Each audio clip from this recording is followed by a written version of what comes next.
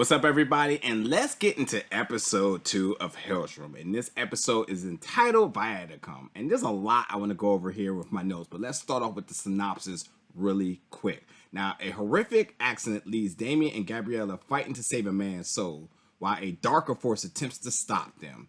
Meanwhile, Yin's relationship with his work takes a dark turn towards obsession, and a discovery leads Anna back to St. Teresa.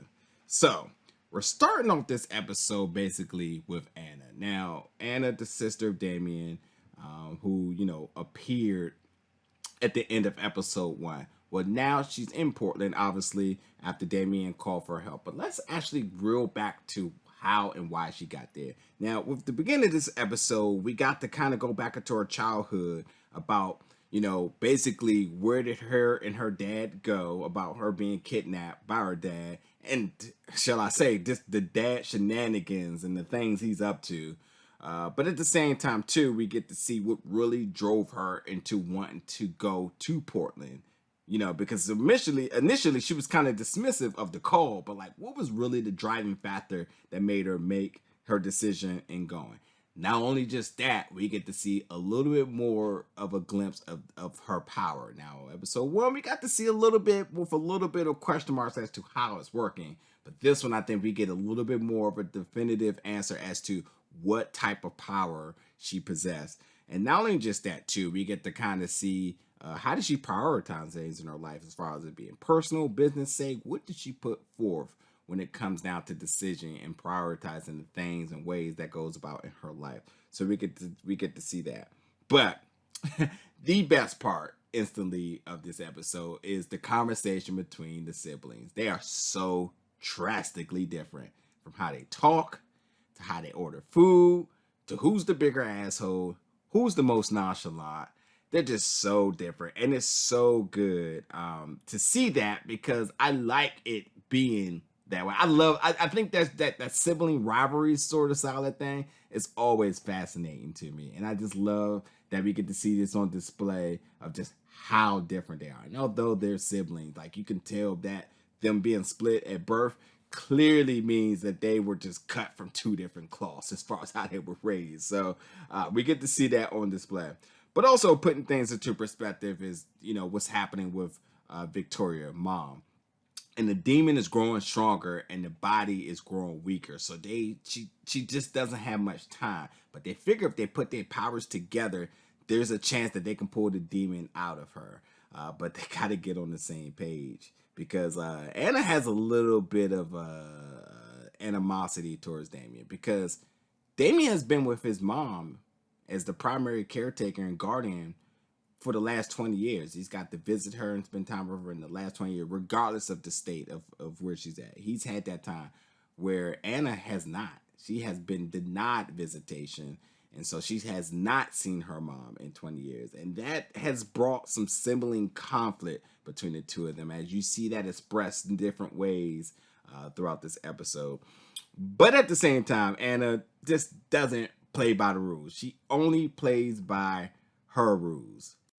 And you can see how that can be problematic in decision making and just allowing certain things to happen. So, but the one thing about this episode that really kind of drove me nuts is in this one scene, we're seeing a really cool action-packed car, a car scene being set up.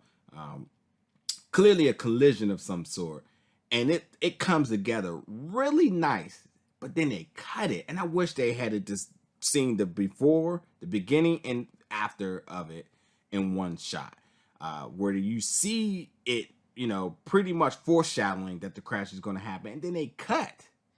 But I will say that the aftermath is really cool, like from the special effects, from the makeup, effects design.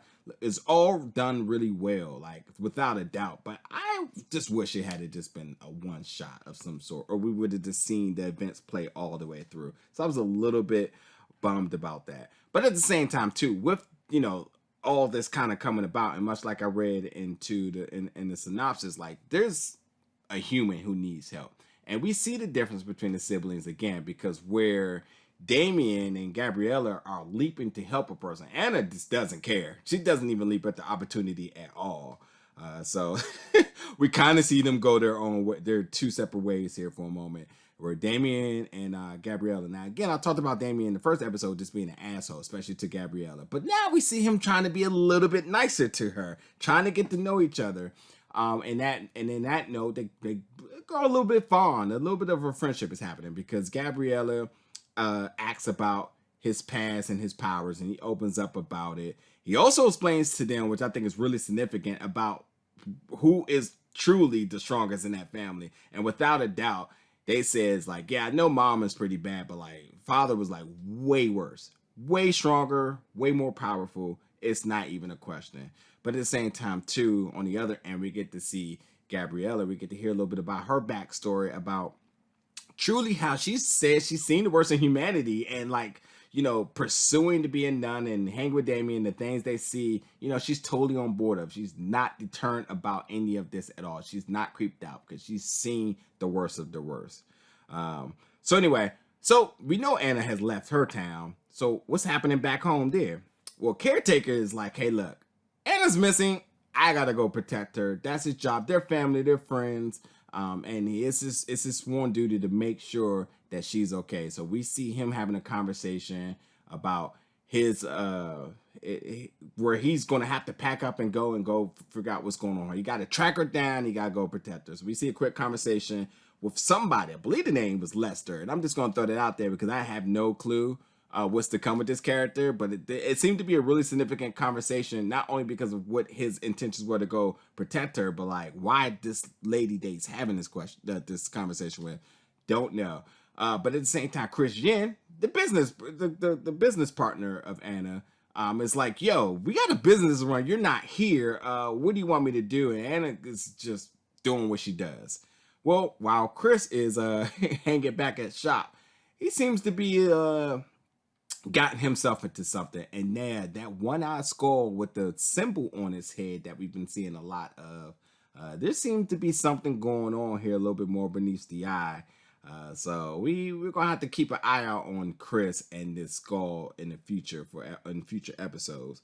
But another thing I thought was really important with this episode is Damien explaining to his viewers and the viewers about how the demon marks its host and how does it travel. And what I think is important about this is like when you talk about movies like space, time travel, all the other stuff, you can assume that it's the same in every episode, every series, every movie, whatever it may be, but they're not, because everyone does it and tell it different. And I thought it was important for them to explain how demons possess its host and how they travel, because we don't want to just assume that it's done ways we've seen in other movies and other forms of media. So it was important to have that conversation early in this series so we can understand exactly how the possessions are working. So that was a really good moment for that as well too. But also too, the fact that the demons are calling Damien a traitor, I need to know more about this form of vendetta that they have against him and why do they consider him a traitor. And also about why he's a traitor and his sister seems to be embracing her powers a little bit differently than he is. So again, family dynamics between the two, sibling dynamics between the two of them. But now we finally get to see Anna having some one-on-one time with Victoria, and we again, without a doubt, get to see who's really the strongest within these two, and basically the rankings about who's the strongest within this family. And it's without a doubt very clear who it is within this scene. So like you have to wait and see what happens in that. But at the same time too, because of this conversation between Victoria and Anna, it seemed to really knock a part of Anna's personality shield down. Not only did we get to see more of a more humane side of her, showing a little bit of emotion and compassion, but at the same time, we also get to see that Anna may know more about this than she thinks she does, as far as with the crypt and the dudes and the two dudes that was sent down there by Victoria. This seems to be a little bit more beneath the eye of what Anna knows. She had a lot of questions for Victoria, but a lot of this she may have already had answers for. And to see Anna completely devastated, I mean, again, just really gets to show how this character emotions and personality is being peeled back like a banana. With that being said, Sydney Lemon, who plays Anna Helstrom, does a tremendous job this episode, because this episode was super intense, and I love how they dove more and more into the character, and that personality arose to how intense this episode was, and we get to really see a crack in the wall with the personality. And I thought that Sydney did a really good job in investing its viewers into Anna more, and really taking us on this emotional roller coaster to somebody who's super guarded, who's more of an asshole than Damien, to somebody who's trying to figure out some type of bond and relationship with their mother and make it be convincing. So really good job by Sydney here. But yeah, you know what? That will wrap it for episode 2. So yeah, look out for episode 3 because it's coming really soon. Thank you for watching this one, everybody, and I'll see you very soon.